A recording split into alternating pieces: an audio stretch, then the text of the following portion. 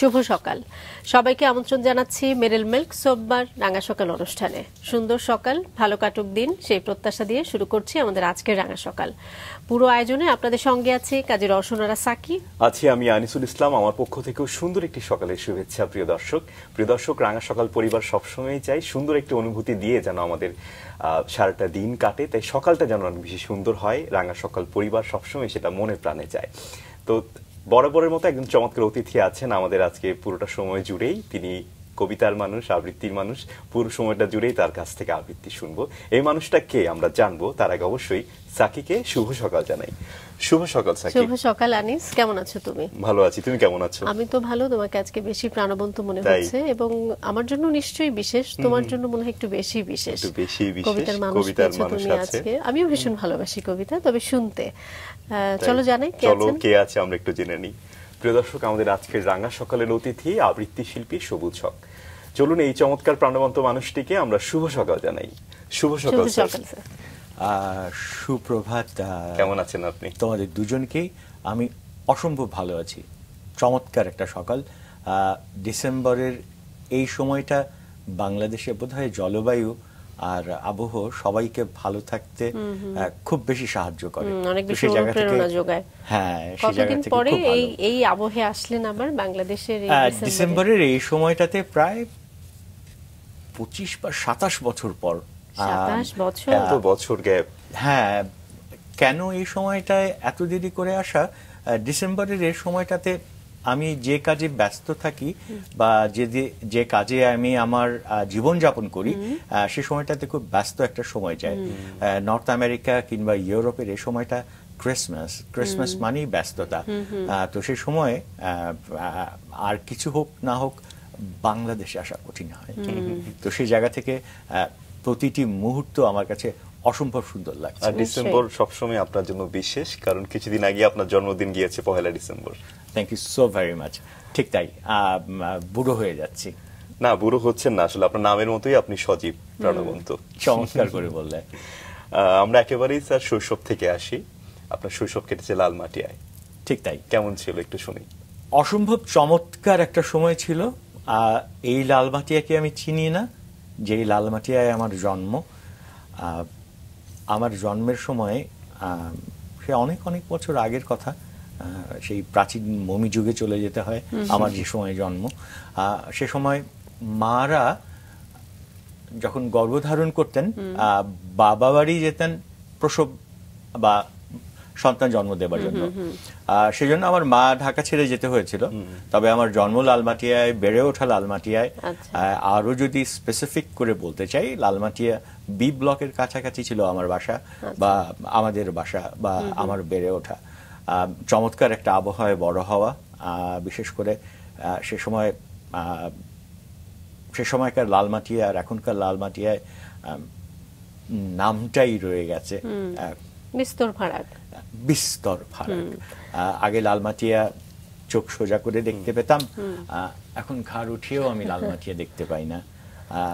উঁচু উঁচু বিল্ডিং, উঁচু উঁচু সব দালান। একদমই তাই। কোন সময়টায় ছেড়ে যাওয়া হলো সেই লালমাটিয়াকে? লালমাটিয়া আমি ছেড়ে গিয়েছি যোগ বিয়োগের অঙ্কে 94 কি? বাহ, চমৎকার। 94 সালে আমি ছেড়ে গিয়েছি। টু বি ভেরি প্রিসাইজ, 1994 সালে আমি লালমাটিয়া ছেড়ে, বাংলাদেশ ছেড়ে অভিবাসী হয়েছি। তাহলে তো মাত্র 20 বছর বয়স যদি হিসেব করি, 74 সাল। হ্যাঁ হ্যাঁ, একদম ইয়াং। যখন ঘুরবার কথা ছিল, যখন দোতলায় সুন্দর মেয়ের দিকে তাকিয়ে প্রেমে পড়বার কথা ছিল, যখন চিঠি লিখে লিখে, আমি জানি না তোমরা বা আমি তুমি বলতে চাই, আপনি বলে আমি আমাদের আজকের এই আড্ডাটাকে প্রাণবন্ততা হারাতে চাই না। আমরা আমাদের সময় ইটের ভিতর চিঠি লিখে যেমন করে দোতলায় ছুঁড়ে মারতাম, আমি সে সময়গুলো মিস করেছি। সে সময়গুলো জীবন এবং জীবিকার জন্য দেশ ছেড়ে আমাকে বাইরে যেতে হয়েছে। আচ্ছা, আমরা সেই জায়গাটাতে আসব, তার আগে শৈশবটা নিয়েই আরেকটু জানতে চাই। নিঃসন্দেহে। পুরোটা সময় তো আসলে লালমাটিয়াতেই কাটলো, এবং আপনি বলছিলেন যে বিস্তর একটা ফারাক নয়, 27 বছর পরে এসে তো আরো অনেক বেশি পরিবর্তন মনে হচ্ছে। কি পরিবর্তন আপনার চোখে পড়ছে যদি সেইভাবে জানতে চাই, এবং ওই সময়টার কথাও যদি জানতে চাই যে কেমন ছিল?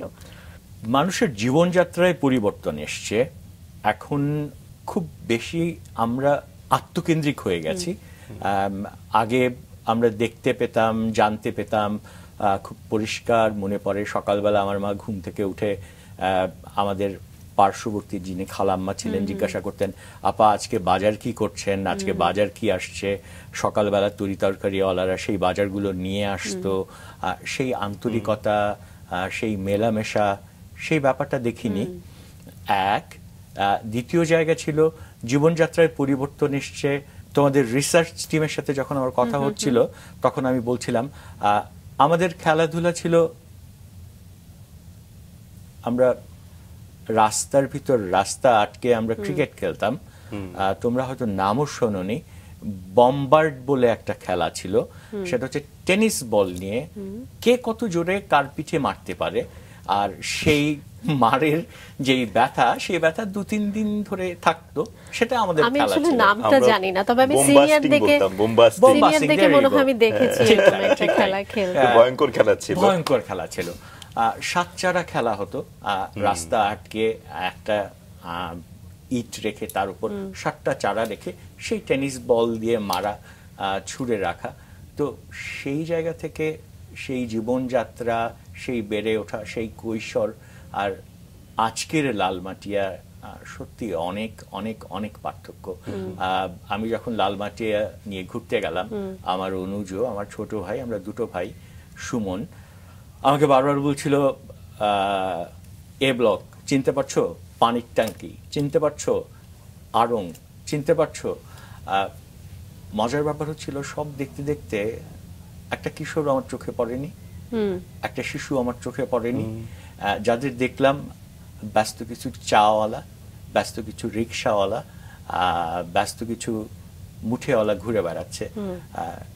সেই কৈশোর, সেই সময়টা আমি সেই লালমাটিয়ায় দেখিনি। স্যার, একজন সংবেদনশীল মানুষই আসলে এভাবে ভাবতে পারে এবং বলতে পারে। ঠিক আছে স্যার, আপনার প্রসঙ্গে কিছু আমাদের কথা আছে, আমরা দর্শকদের একটু জানাই। আপনার প্রোফাইলটা একটু আমরা দর্শকদের জানাতে চাই। অবশ্যই।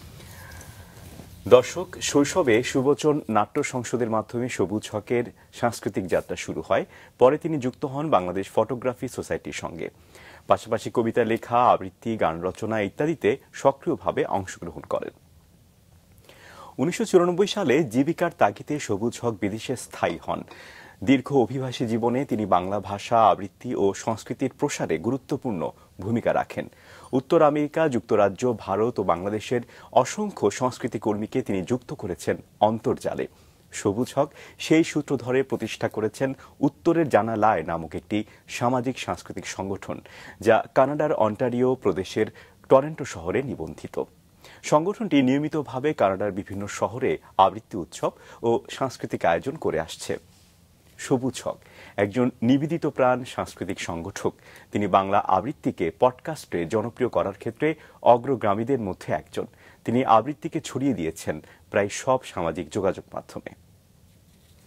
চমৎকার কিছু অর্জন। কবিতা তো শুনবই, আসলে কবিতা শোনার লোভ সামলাতে পারছি না। আমরা একটু আড্ডায় ছিলাম, আমরা একটু কবিতা শুনতে চাই, তারপর আবার আড্ডায় ফিরবো। প্রথমে কোন কবিতাটি শুনছি?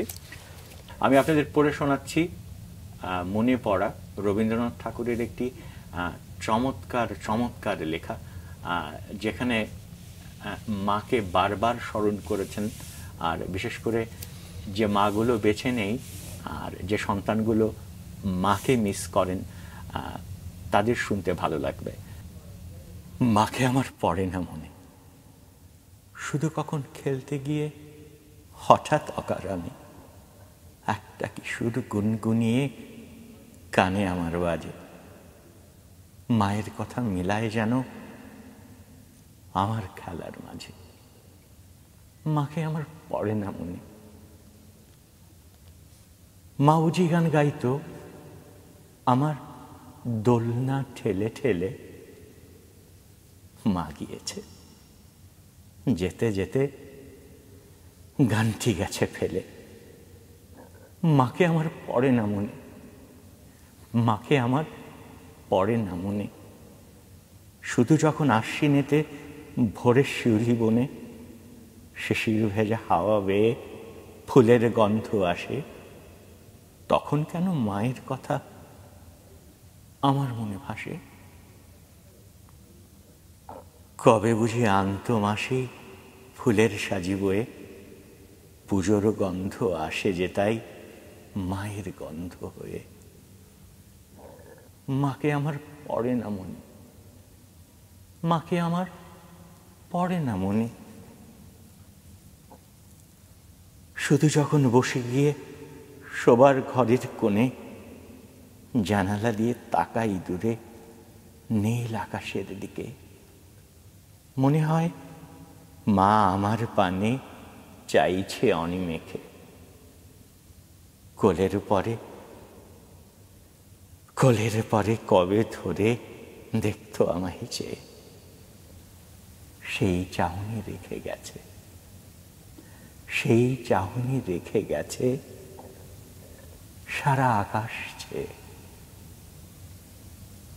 মাকে আমার পড়ে না মনে, মাকে আমার পড়ে না মনে।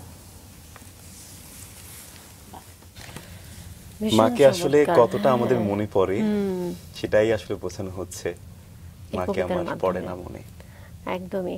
আমি একটু জানতে চাই, এই যে কবিতার প্রতি যে আকর্ষণ, ভালোবাসা, এটা তো নিশ্চয়ই একদিনে তৈরি হয়নি, এবং এটা যে পরিণত বয়সে হুট করে এসে চেপে বসলো, বিষয়টা এমনও নিশ্চয়ই নয়।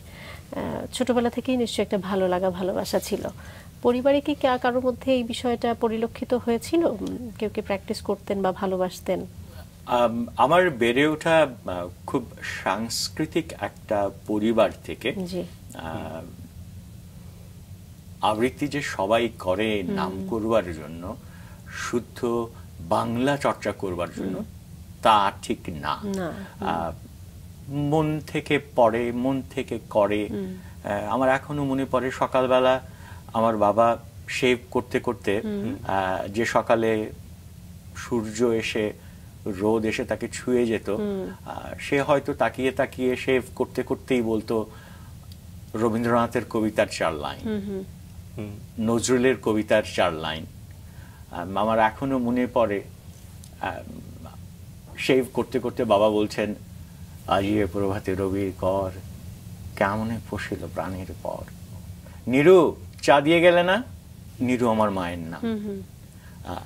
তোমার প্রশ্নের উত্তরে সেই জায়গা থেকে বলা, সেই জায়গাগুলোই বোধহয় আমার মাথায় গ্রথিত হয়ে গেছে, যে আবৃত্তি বা কবিতা কতটা নিজের কথা বলে, কতটা মনের কথা বলে, কতটা আমাদের সংবেদনশীল করে। কি চমৎকার! আপনার কথার ভিতরে ভীষণ রকম ছন্দ আছে, কবিতার মতো একটা মুগ্ধতা আছে, তাই না? একদমই একদমই। আপনি যেটা বলছিলেন সেটা হচ্ছে কবিতাকে আসলে ধারণ করতে হয়, কিন্তু আজকাল আমরা দেখি যে অনেকে স্টেজ কাঁপাবার জন্য কবিতা আবৃত্তি করে, কিন্তু ধারণ করে না। হ্যাঁ, আপনি আসলে কবিতাকে আসলে ধারণ করেন, মনে প্রাণে ভালোবাসেন। আপনি ছোটবেলায় ছবিও আঁকতেন, আমার সঙ্গে খুব মিলে যায়। আমি কিন্তু যখন আপনার প্রোফাইল পড়ছিলাম ভাবছিলাম যে মানুষের ছবি আঁকতো, আবৃত্তি করতো, আমি ছবি আঁকতাম। একটা সময় আবৃত্তির মধ্যে এতই ঢুকে গেলাম যে ছবি আঁকাটা আর হলো না। ব্যাপারটা কেমন ছিল? ছবি আঁকা এখন আঁকেন কিনা? কেমন ছিল? আমার মনে হয় ব্যাক স্টেজে যখন আমি তোমার সাথে কথা বলছিলাম, প্রথম কথাই তুমি বলছিলে আপনার সাথে আমার অনেক মিল। আপনিও কবিতা লিখতেন, আপনিও ছবি আঁকতেন, আপনিও কবিতা লিখতেন, আপনিও আবৃত্তি করেন। তিনটাই আমি করি।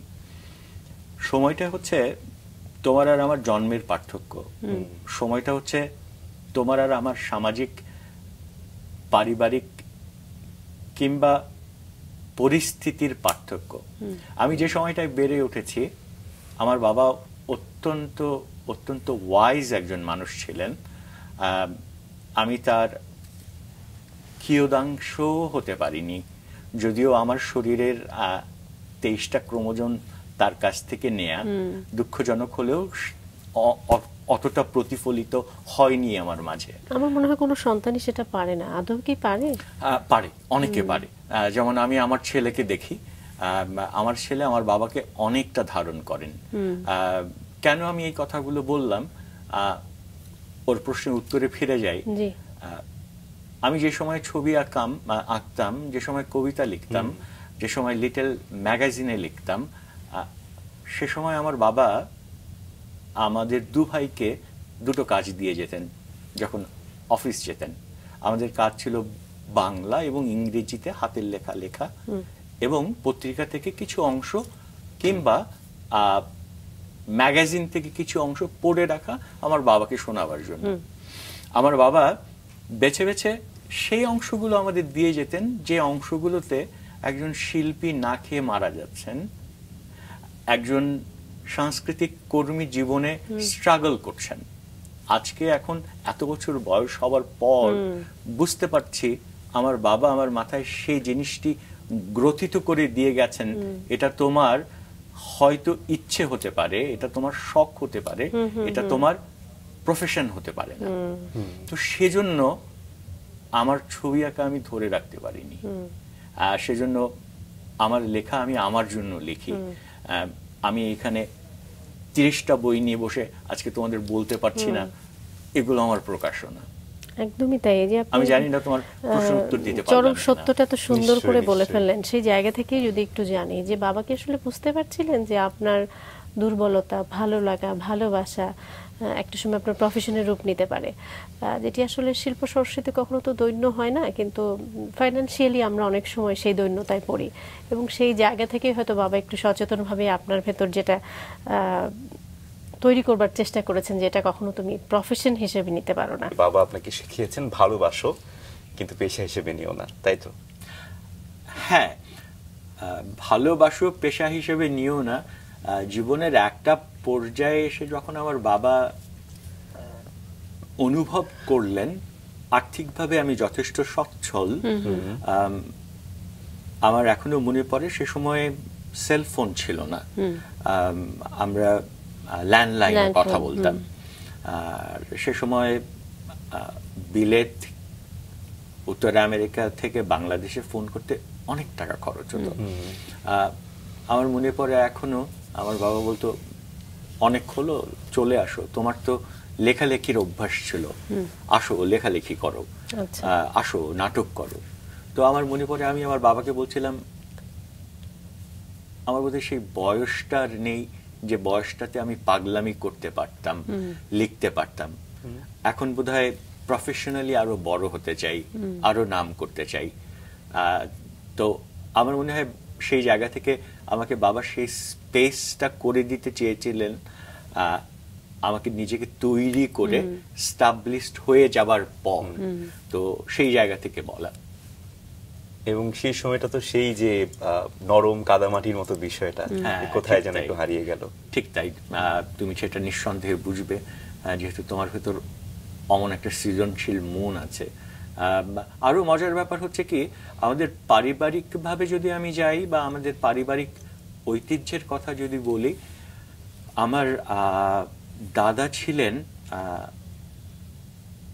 ইন্দো ভারত বাংলা, যে সময়টা ব্রিটিশ আমাদের রাজ করে গেছেন, কলোনি করে গেছেন, সে সময় আলিগড় বিশ্ববিদ্যালয় থেকে আমার দাদা স্নাতকোত্তর শেষ করেছিলেন। তারা 5 ভাই ছিলেন, 5 ভাই স্নাতকোত্তর সম্পন্ন করেন। এবং সে সময় বিশেষ করে মুসলমান বাঙালিদের উদ্বুদ্ধ করবার জন্য ব্রিটিশ সরকার স্বর্ণপদক দিতেন। তো আমার দাদা সেই স্বর্ণপদক পাওয়া একজন স্নাতকোত্তর বাঙালি, যিনি কলকাতা এবং উড়িষ্যায় পুলিশ পরিদর্শক হিসেবে কাজ করেছেন।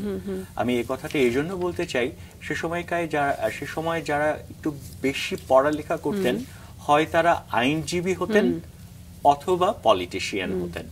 তো আমার আরেক দাদা ছিলেন, তিনি ছিলেন সে সময়কার অবিভক্ত ভারতের মুসলিম লীগের সেক্রেটারি।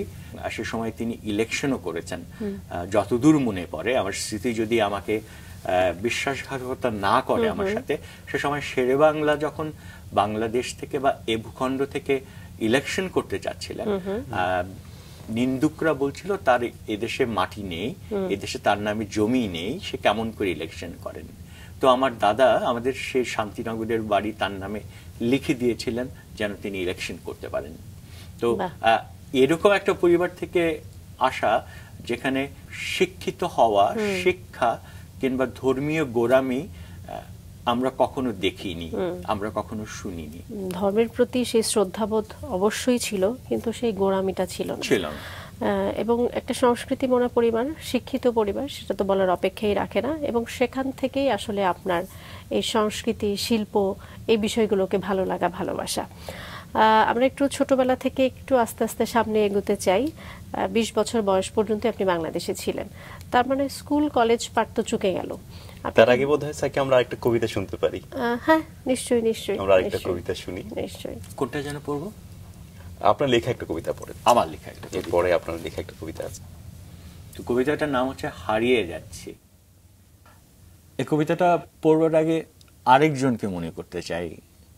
সে হচ্ছে আমার সহধর্মিণী, আমার স্ত্রী।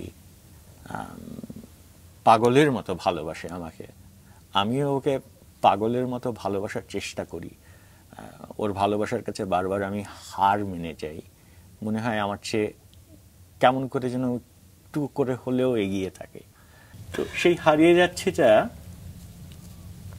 অনেকটা ওর প্রতি আমার ভালোবাসা, শ্রদ্ধা কিংবা ঋণের প্রকাশ আছে এর ভেতর। এই যে আমি যেমন তেমন বুড়িয়ে যাচ্ছি, একটু একটু ফুরিয়ে যাচ্ছি, বেঁচে থাকার রঙিন স্মৃতি কুড়িয়ে যাচ্ছি। এই যে আমি, এই যে আমি, এই যে আমি, একটা আমি একাই অশ্রু ঝরিয়ে যাচ্ছি। এই যে আমি যেমন তেমন মদের নেশায়, নির্লিপ্ত বাঁচার আশায় এড়িয়ে যাচ্ছি।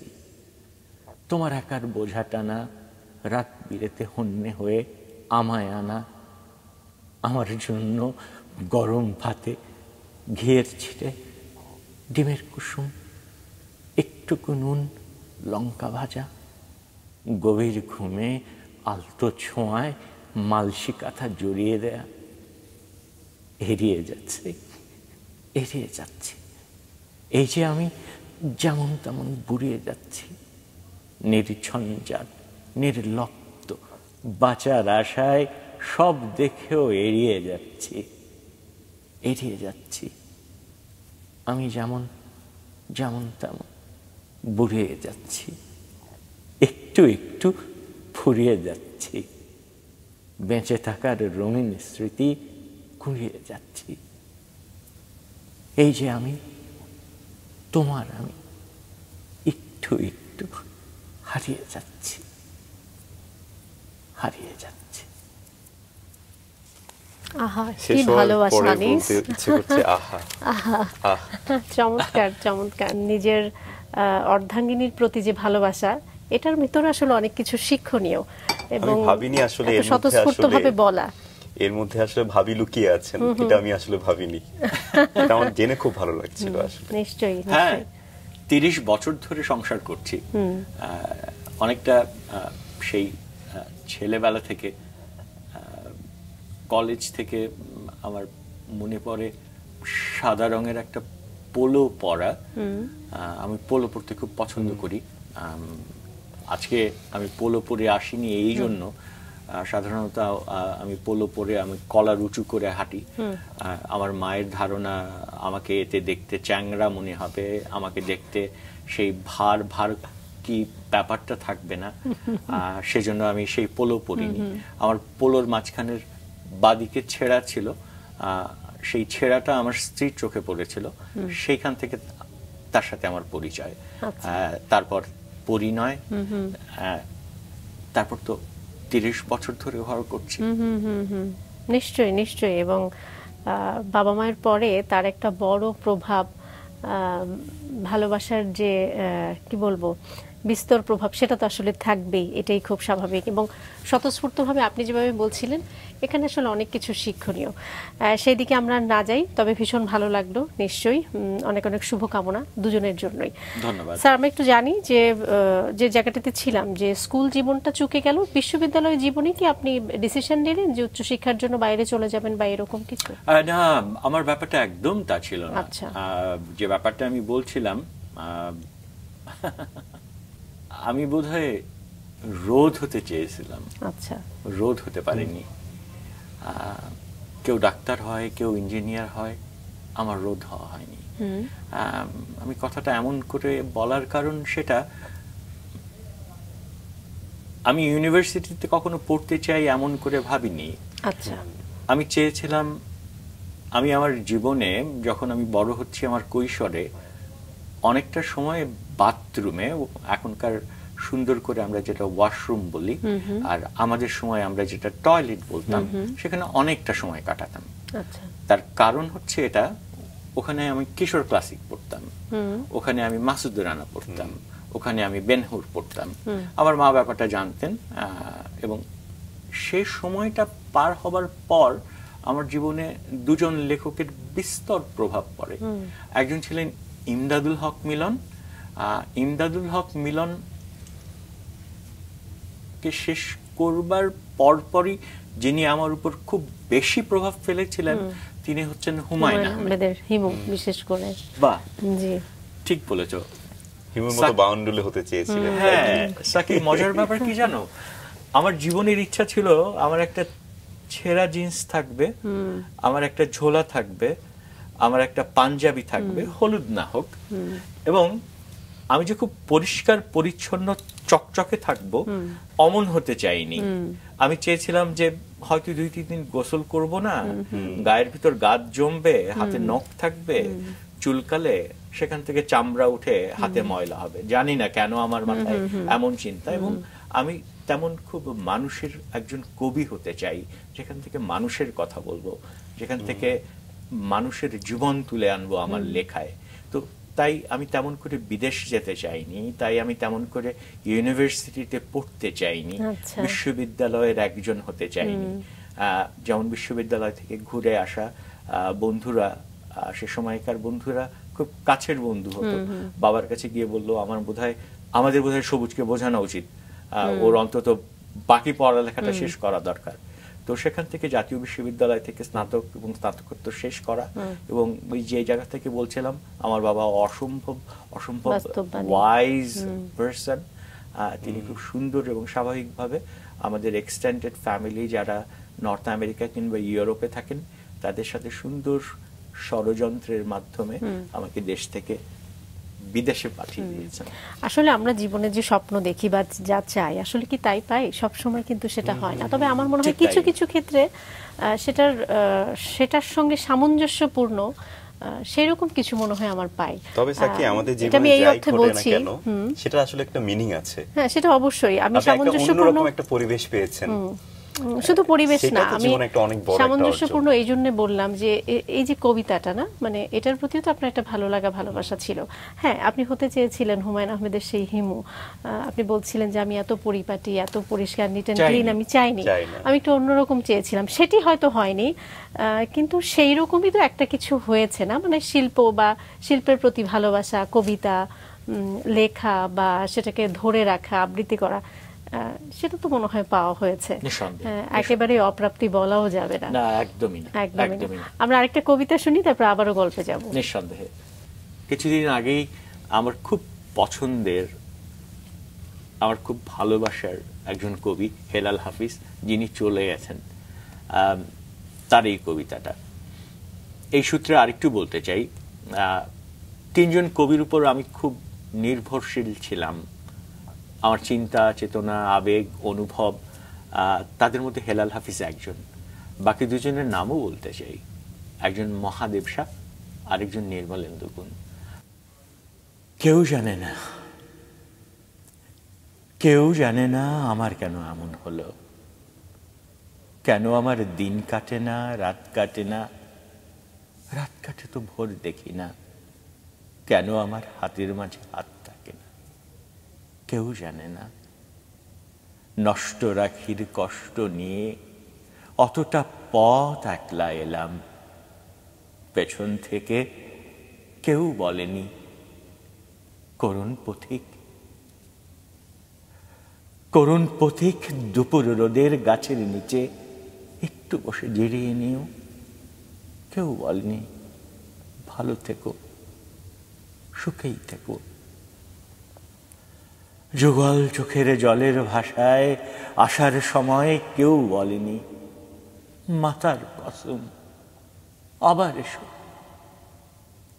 জন্মাবধি ভেতরে এক রঙিন পাখি কেঁদেই গেল, শুনল না কেউ ধ্রুপদী ডাক, চৈত্রাগুনে জ্বলে গেল আমার বুকের গেরস্ত।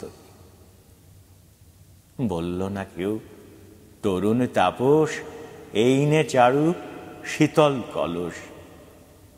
লন্ড ভণ্ড লন্ড ভণ্ড হয়ে গেলাম, তবু এলাম।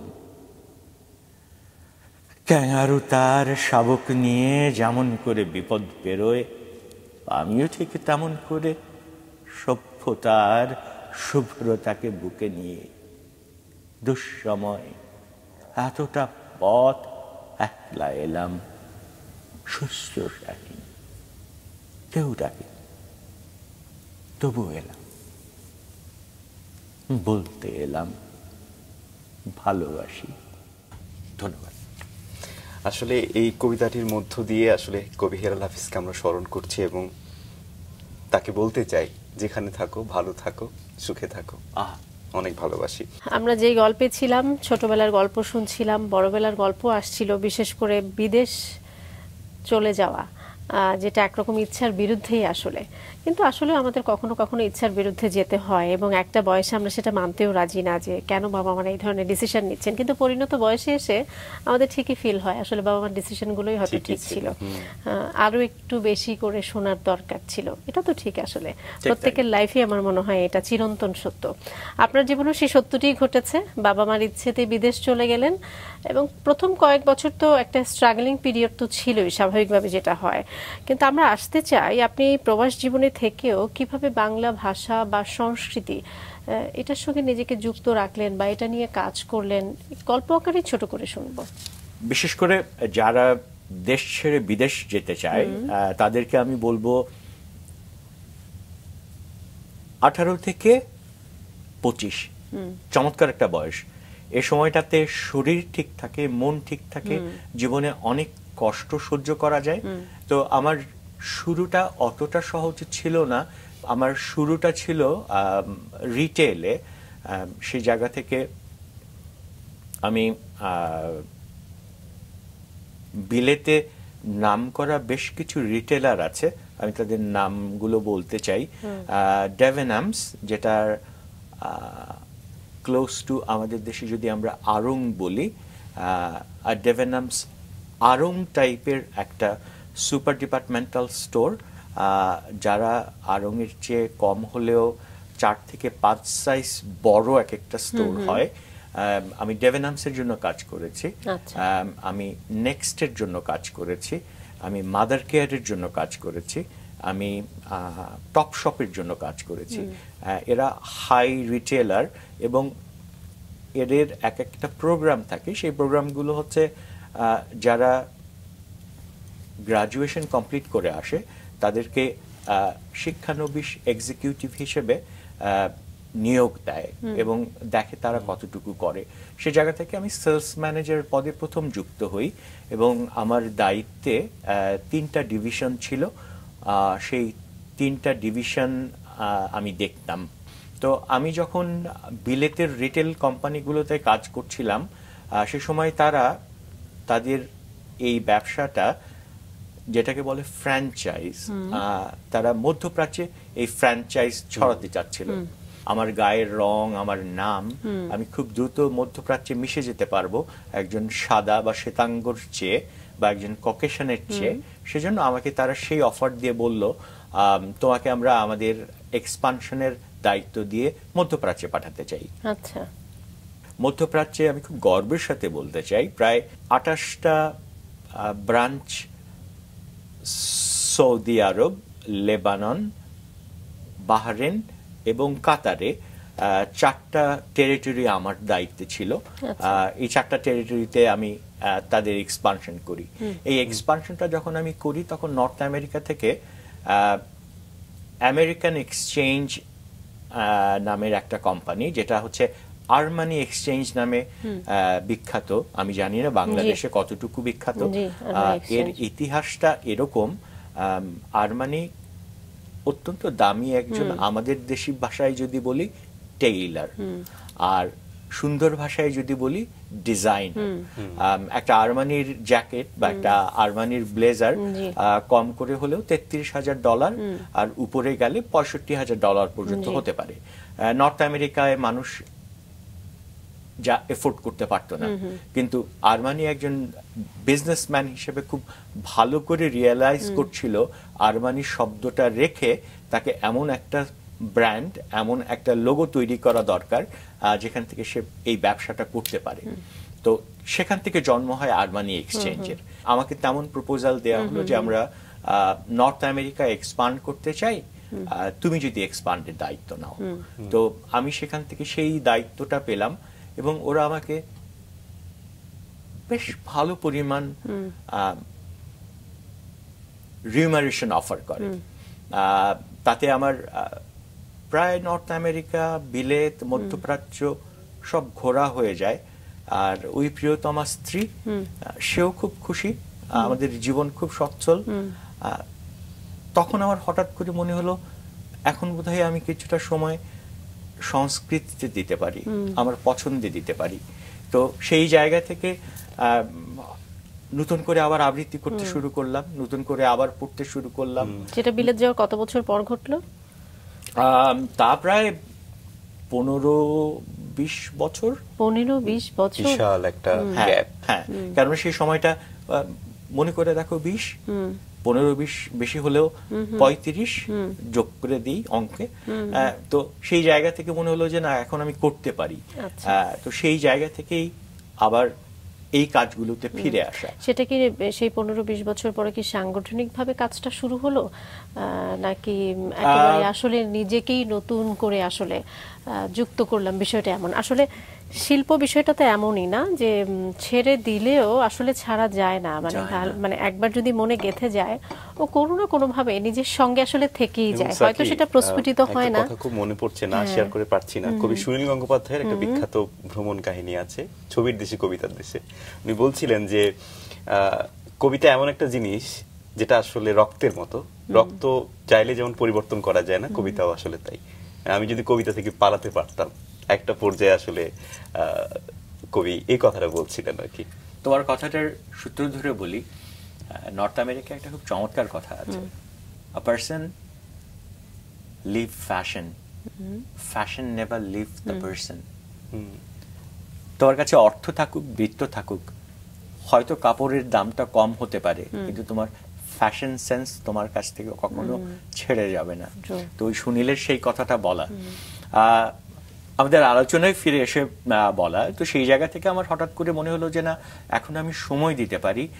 বাবা যেখান থেকে বলছেন যে তোমার ক্রিয়েটিভিটিতে তুমি ফিরে যাও, লেখালেখি করো, সেই জায়গা থেকে আঁকাআঁকি করো, সময় দাও। তো আমি সেই জায়গা থেকে শুরু করি এবং হঠাৎ করে তোমার প্রশ্নে ফিরে যাই। লালমাটিয়াকে যেমন আমি চিনতে পারছিলাম না, 15 বছর পর সোশ্যাল মিডিয়ায় এসে আমি দেখলাম গ্রুপ, সোশ্যাল মিডিয়ায় এসে আমি দেখলাম পেজ, সোশ্যাল মিডিয়ায় আমি এসে দেখলাম প্রোফাইলিং, যেগুলো আমি চিনতাম না। আমি সেই প্রথম দিকের সোশ্যাল মিডিয়ার পার্সন, যখন আমরা নর্থ আমেরিকায় হাসাহাসি করতাম, আমি জানি না তোমরা দেখেছো কিনা, এখন নতুন করে হয়, ফেসবুকের প্রথম যেই কাজ ছিল সেটা ছিল পোকিং, পোক, একজন আরেকজনকে খোঁচা দেয়া। তো এটা খুব একটা মজার ব্যাপার ছিল যে ওয়াই সামবাডি শুড পোক সামবাডি। তো সেই পোকিং এর জমানার মানুষটা আমি এসে পড়লাম পেজ, প্রোফাইলিং এ। তো আমার মাথায় যেটা কাজ করলো, আমার মাথায় যেটা এখনো কাজ করে, সেটা হচ্ছে যে পৃথিবী যে জায়গায় যাচ্ছে সেটা হচ্ছে সব ক্লাউডে গিয়ে পড়ছে। আমাদের আগে যারা শাসন করে গেছেন তারা ডিজিটাল বাংলাদেশ বানাতে চেয়েছিলেন। ডিজিটাল ব্যাপারটাও এখন প্রাচীন হয়ে গেছে। পৃথিবী এখন ক্লাউডে চলছে, যা আছে সব ক্লাউডে থাকছে। তো আমার মনে হলো এই কাজগুলো ক্লাউডে থাকা দরকার। সেই জায়গা থেকে আমি অত্যন্ত ভাগ্যবান যাদের কাছ থেকেই পৌঁছতে চেয়েছি। বিশেষ করে আমি ভাস্বর বন্দ্যোপাধ্যায়ের নাম নিয়ে বলতে চাই, জয়ন্ত চট্টোপাধ্যায়ের নাম নিয়ে বলতে চাই, রূপা চক্রবর্তীর নাম নিয়ে বলতে চাই, শিলিগুড়ি থেকে অমিতাভ কাঞ্জিলালের নাম নিয়ে বলতে চাই, বোম্বে থেকে তাপস মাইতির নাম নিয়ে বলতে চাই, বিলেতে আমার খুব কাছের বন্ধু পপি শাহনাজের নাম নিয়ে বলতে চাই।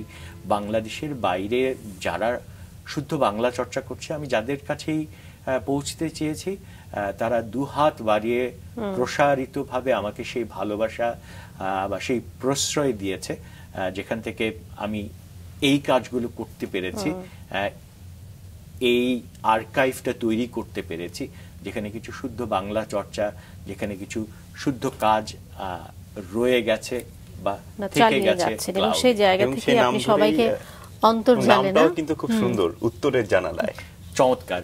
এই উত্তর জানালায় নামের আসলে রহস্যটা কি? আমরা সবাই সবকিছু দেখি জানালা দিয়ে। এই জানালাটা হতে পারে আমাদের ল্যাপটপের উইন্ডোজের উইন্ডো, কিংবা এই জানালাটা হতে পারে আমার ঘরের জানালা। তো আমার চিন্তার জায়গাটার সংকীর্ণতা বলতে পারো, আমি ওই জায়গা থেকে ভেবেছিলাম, যেহেতু আমরা নর্থ আমেরিকা থাকি, উত্তর আমেরিকার উত্তর, আর উত্তরের জানালায় কি হচ্ছে সেটা দেখাই, যে আমরা বাংলা ভাষাভাষী, আর পৃথিবীর দ্বিতীয় বৃহত্তম দেশ হচ্ছে কানাডা ভৌগোলিকভাবে, পৃথিবীর সবচেয়ে ডাইভার্স দেশ হচ্ছে কানাডা, যেখানে বাংলাও মোটামুটি ভাবে স্বীকৃত একটা ভাষা। তো আমি সেই জায়গা থেকে আমাদের ট্যাগলাইন উত্তরের জানালায়, তার মানে নর্থ আমেরিকার জানালায় কি হচ্ছে আসুন দেখুন জানুন, আর যেটার ইংরেজিতে আমরা রেজিস্ট্রেশন করে বলা, from the Northern hemisphere we speak in Bangla. চমৎকার। আমরা এবার উত্তরের জানালায় বসে আরেকটা কবিতা শুনতে চাই আপনার কাছ থেকে। বিউটিফুল। কি পড়বো এবার? আপনার যেটা ইচ্ছে। কবিতাটি লিখেছেন রফিকুল ইসলাম। রফিকুল ইসলাম, আপনি যেখানেই থাকেন, যদি কখনো এই অনুষ্ঠান দেখে থাকেন, আপনার প্রতি আমার ব্যক্তিগত অনেক অনেক কৃতজ্ঞতা। আপনি এত চমৎকার করে বাবাকে নিয়ে লিখেছেন। পড়ছি, বাবা আর আমি। বাবা, তুমি কি জানো আমি ধীরে ধীরে তুমি হয়ে যাচ্ছি? এখন আমি শীতে খুব ভোরে ঘুম থেকে উঠি, হিমশীতল জলে স্নান করতে পারি। এখন আমার শরীরেও ঘামের গন্ধ হয়। বাসের ভিড়ে ঝুলে ঝুলে বাড়ি ফিরি। 1 কেজি মসুর ডাল কিংবা 1 হাঁড়ি ডিম কিনতে একটুকু লজ্জা হয় না আমার। 2টো সাদা শার্টে অনায়াসে কাটাতে পারি 1 বছর। আমিও এখন বাটা জুতো পরি, মজবুত দেখে, চুল কাটি ধানের সাইজে। আমিও এখন গম্ভীর তোমার মতো। হাসির উপকরণগুলো কেমন তুচ্ছ লাগে। বাবা, তুমি কি জানো আমি ধীরে ধীরে তুমি হয়ে যাচ্ছি? তুমি বিছানায় শুয়েই ঘুমিয়ে পড়তে, আর আমি ভাবতাম তুমি পৃথিবীর নিশ্চিন্ত মানুষ। এখন বুঝি ক্লান্তির কাছে তুমি ছিলে অসহায়। তোমার মতো আমিও এখন জীবন নয়, জীবিকার পিছনে ছুটে চলা মানুষ। তুমি আমায় বেঁচে থাকতে শিখিয়েছ, টিকে থাকতে নয়। টিকে থাকার লড়াইয়ে তাই হয়তো ক্লান্ত আমি। যদি আরেকবার বায়না ধরার সুযোগ পেতাম, তবে তোমার কাছে বায়না ধরতাম। বাবা, আমি পালিয়ে যাই। বাবা, আমি পালাতে চাই।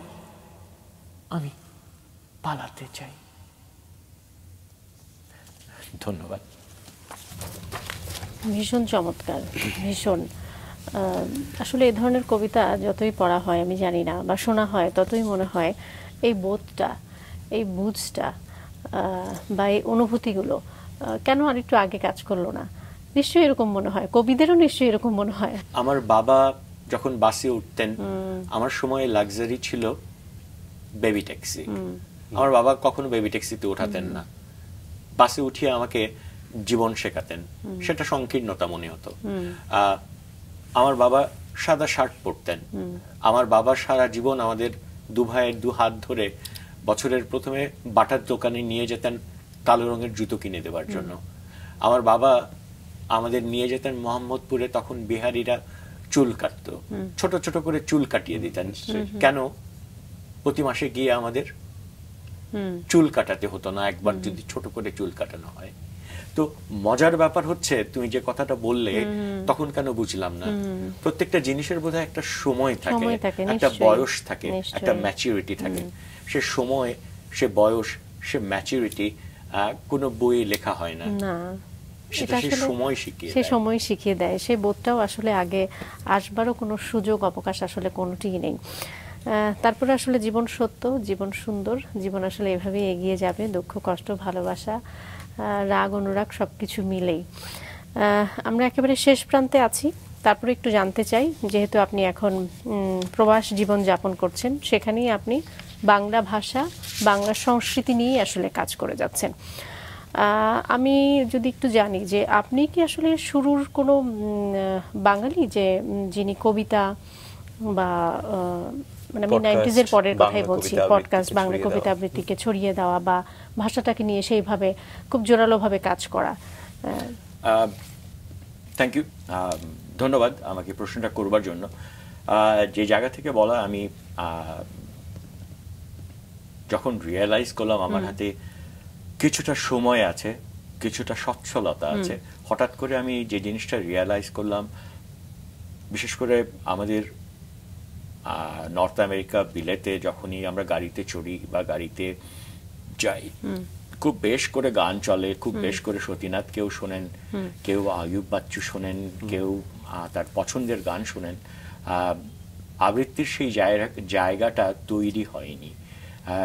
তো সেই জায়গা থেকে আমার ভিতরে একটা দায়বদ্ধতা আসে, আমার মনে হয় এই জায়গাটা ছড়িয়ে দেয়া যেতেই পারে। তো সেই জায়গা থেকে, পডকাস্টের জায়গা থেকে বোধহয় প্রথম দিককার আমি মনে করতে পারি না আমার আগে অন্য কাউকে দেখা যায় কিনা।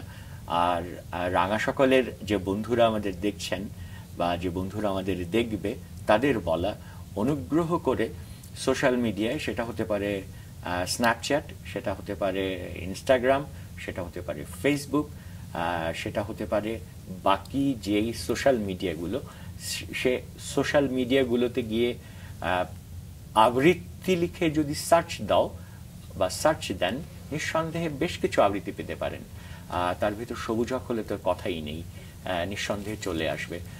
আজকাল আরও বেশ কিছু আবৃত্তি শিল্পীরও কাজ দেখছি, তারাও করছেন, সেই কাজগুলো থাকছে। আমি এই সুযোগে, যেহেতু অনুষ্ঠানটার প্রায় শেষ পর্যায়ে চলে এসেছি, আমার উত্তরের জানালায় কিছু বন্ধুরা আছেন, তাদের নাম যদি আমি না নিই, তাদের প্রতি নিঃসন্দেহে অন্যায় হবে, সে অন্যায়টা আমি করতে চাচ্ছি না। আমাদের উত্তরের জানালায়, যেহেতু এটা একটা ভার্চুয়াল প্ল্যাটফর্ম, আমরা চাচ্ছি মঞ্চেও ছড়িয়ে যেতে। প্রতি মাসে আমাদের ঢাকায় কাজ হচ্ছে আমারই চেতনার রঙের প্ল্যাটফর্মে বা সেই লেভেলে। প্রয়াত কবি আসাদ চৌধুরী আমাদের একজন অভিভাবক ছিলেন, সেই সাথে ডক্টর ভাস্কর বন্দ্যোপাধ্যায়। সকাল সন্ধ্যা যখনই তার কাছে গিয়ে পৌঁছাই, তার ভালোবাসা পাই, তার গাইডেন্স পাই।